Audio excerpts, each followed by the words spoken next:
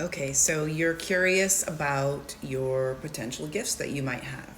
You've just realized that, you've always had a feeling that maybe you were an empath and could feel other people's energy.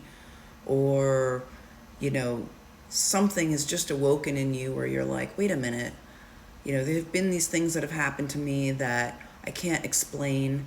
Maybe there's another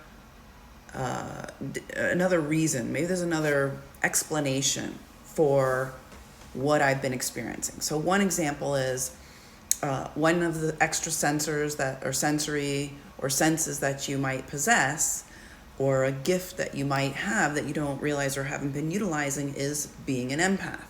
Well, what does that mean? Okay, so I used to go into large crowds and feel anxious, and I started doing things like smoking cigarettes or drinking to offset my anxiety in large groups.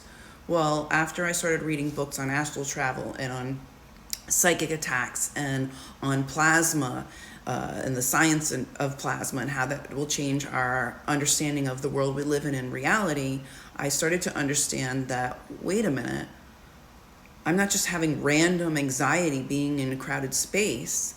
I'm actually having anxiety because I am feeling other people's energy. And as soon as I was able to identify that, it was empowering.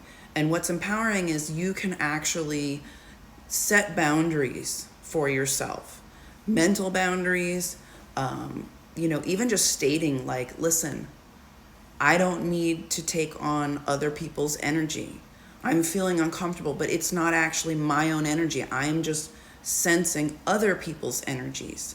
And you can start doing things like, hey, this energy doesn't belong to me. I'm going to give that back. I'm going to cut those energy connections to me so that I can transmute that energy and then breathe it back into my biofield.